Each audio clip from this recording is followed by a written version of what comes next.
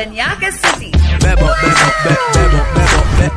Miss Universe Philippines 2020 first runner-up, Isabella Ismael, Parañaque City. I grew up dancing ballet because I started at 4 years old. And one of the most important things that I've learned is to learn how to be yourself in every situation that you're put in. So this is actually my first national pageant, so it's new to me. However, as we've gone through the different challenges, I've learned how to apply it myself in the situation, and I've learned how to grow and to shine as Isabella Ismael. That's the beauty that I've learned as a child in ballet, where you have techniques, but you learn your own art, you learn your own style. Oh, wow! Mag-ano muna tayo, mag-gown, tapos bumaba tayo ng swimsuit. What you think? Pwede. Ito naman po ang aking head stylist na si Joel Ontong. Ano hindi? Pwede ba mag-swimsuit tayo sa una? Well, scary lang. Para straight agad. Para Pero straight, ako, para doon agad muna. Hindi kasi uuwi kasi siya ng 4. Wala pa yung, wait lang yung swimsuit na ano, parating pa lang eh. Nakarating pa lang. Yun lang. Pero nandito na isang swimsuit kasi iti-termo. Okay lang, mag-makeup. Sige. Wait lang ha, hindi lang ako lang sila.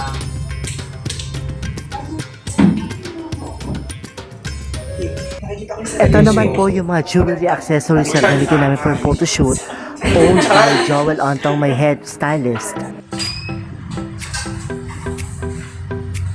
Sabi mo sa ano, gumawa dito, magtatakatak muna. So, feel mo. Hi everyone, welcome to Pipa YouTube channel. Everybody put your hands in the air. Bella Ismael from Parañaque, Miss Universe Philippines 2020 contestant.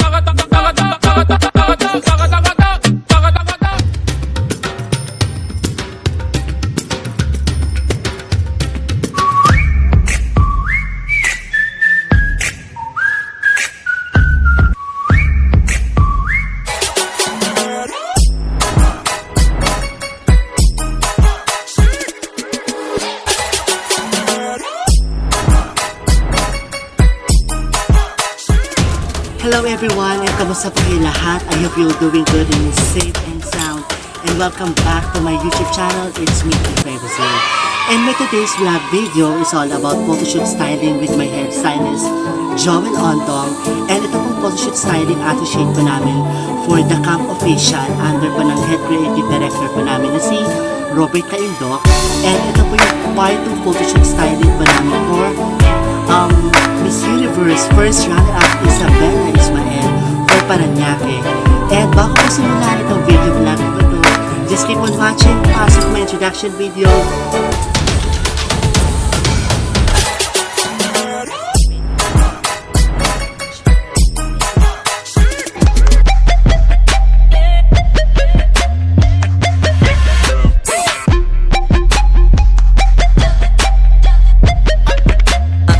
And welcome back to my YouTube channel. It's me, Pipay Brazil.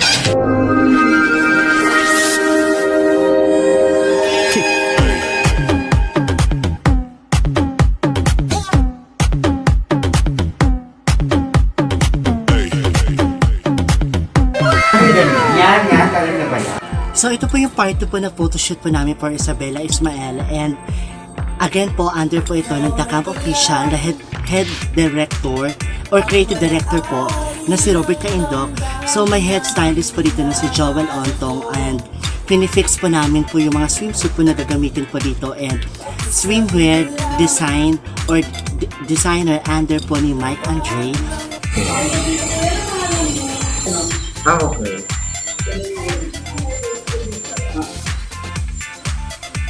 Ito yung pa-black. Nasaan yung black? Ito yung Ang tawag tingin ako nun? yung taray naman ang assistant. Sabi mo lang DJ dito ha, mga parang yan. Mayag yan. Huwag tawa yan. Huwag lang Pero kapag ko parang nakakatrabaho pa naman mga tawa yung tingin ko sa lahat. Yan lang ang ganda nito.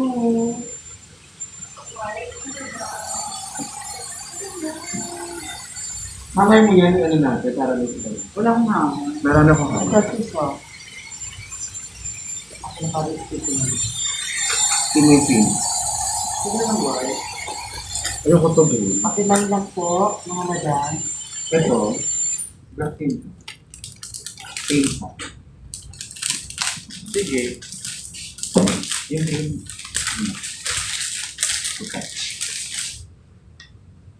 Ay, girl! So ito na po, sineset up po namin yung mga different colors and types of swimsuit na gagamitin po para sa photoshoot layout po dito ni Isabella Ismael. And nangyari po itong photoshoot po na itong photoshoot campaign for social media ni Isabella Ismael before po na coronation night or finals po ni Isabella Ismael for Miss Universe Philippines 2020. And ang makeup artist po namin dito ay si Jilly Valenzuela. And ito po yung Facebook account po niya. And si Jeff Valenzuela po pala yung hairstylist. And kung kailangan nyo po sila to glam up, kung meron kayo upcoming photoshoot, just contact nyo lang po Joel Ontong. Ito po yung Facebook account niya for styling. I would say young people should focus on their mental health. I'm very happy to see that it's something that is becoming more popular. It's a trend. However, when the trend fades, I would love for them to continue on with taking care of their mental health. It's something that I do every day, and I'm not perfect. Nobody is. And I would love for the younger ones to know that. As they grow up, as they go through different struggles and challenges, it's important to make sure that we are mentally stable. I would say blue. Blue, I know to be royal blue. I would say it's something that is so strong. It comes out confident and strong. However, it's also very warm, it's inviting, and it's something that you can trust. That's how I see the color blue. And a phenomenal woman is somebody who's confident in herself, is somebody who is calm, but is also somebody that you can trust to represent you, to tell your story.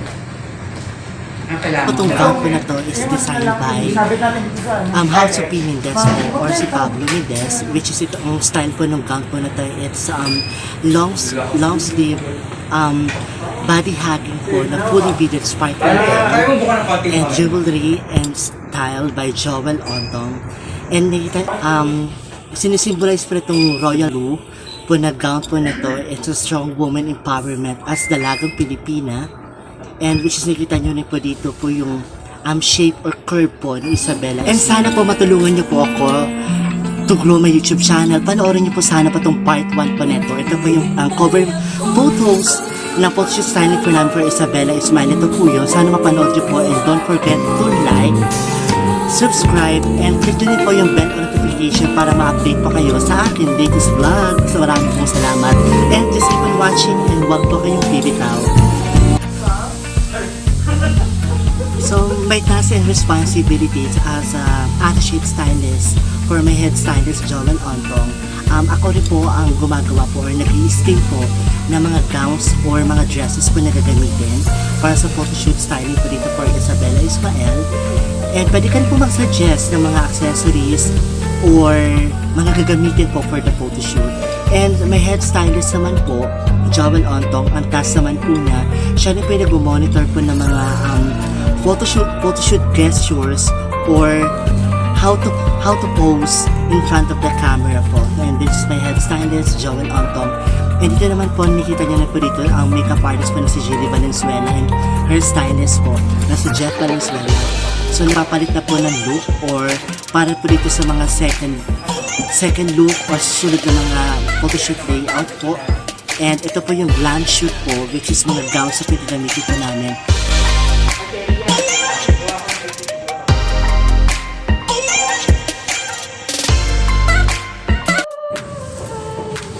Second day out po, ito po yung nakita niyo po itong red gown po na to na corset or bustier tube.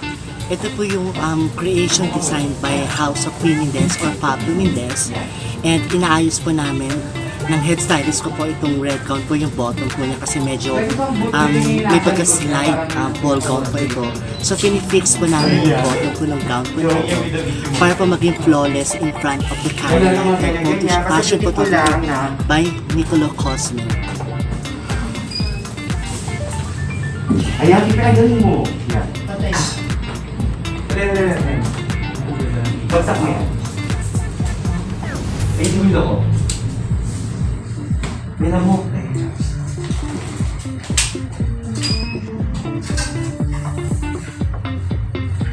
Sabi mo sa gumawa dito, magtatapak-tapak muna.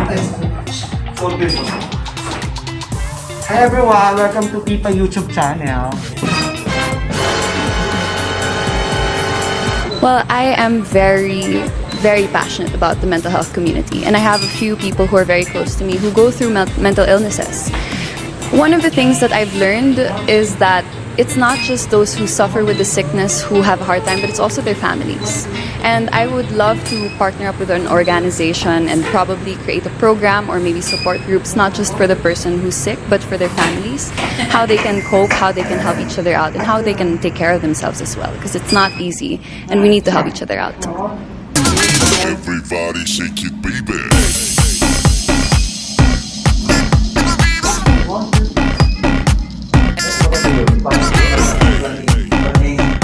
Dance pa rin. Ganda. Everybody shake it, baby. So, nakikita nyo rin po dito po yung silver, black, green, and meron po itong mga design po na printed po like mga leaves. Ito po ay design or by House of nakalimutan ko siya. House of Pablo Mendez. And ito po yung modern inspired po na Filipinian. And ito naman po yung Pablo Cabahog po na creation na mga grounds. So, pwede po yung Facebook. And just keep on watching.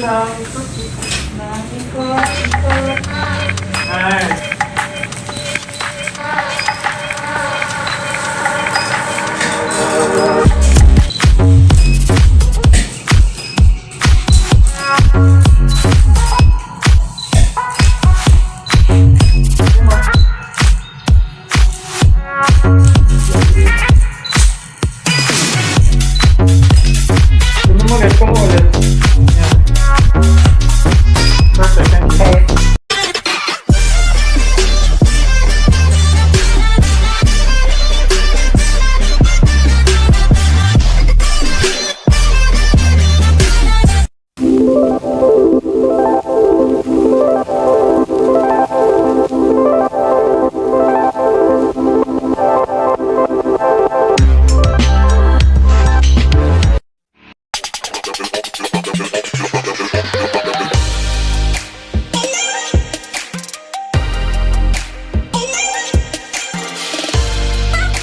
My YouTube channel at P5 Brazil. And don't forget the red button to check my name for update po kayo. Just notification pakipindot ako for update sa recent vlogs. And thank you for watching. Maraming salamat sa oras niyo po. God bless you all. Ingat po kayo lahat. Salamat po. Everybody shake it, baby.